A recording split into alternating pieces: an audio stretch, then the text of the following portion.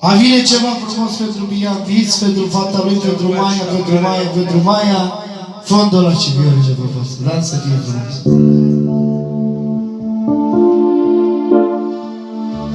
Fata mea, tu ești mila mea, ești prințesa mea,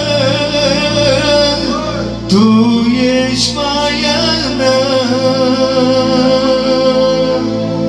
Fata mea, tu ești Maia mea, ești prințesa mea, alinarea mea, numai tu, doar Maia mea. Zica! Eu te-am crescut cu durere,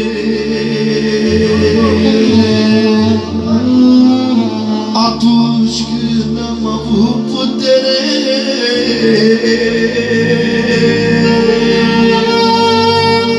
Te-am crescut, fetița mea,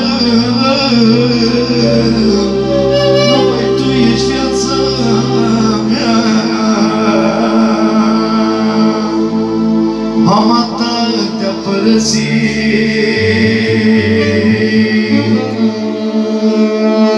dar eu nu te-am lăsat în zi. Ți-am fost și mamă și tată și voi fi mereu până la moarte. Ce milă mi-e de ea, ce vină are fata mea, pentru greșeala ta sufăr și eu și ea. De ce nu te gândești?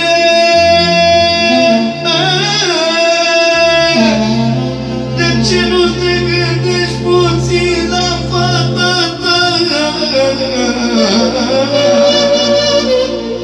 Că-i mângâierea ta, sufăr și eu și ea. Un telefon tu nu mai dai, Maia mea ai lăsat.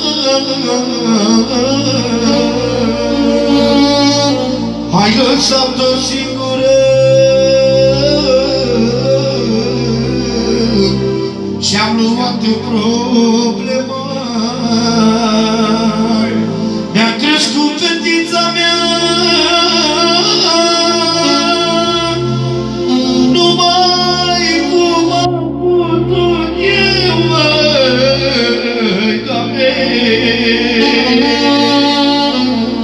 Băi, lasă-mă, nu mai faci așa că mă spune.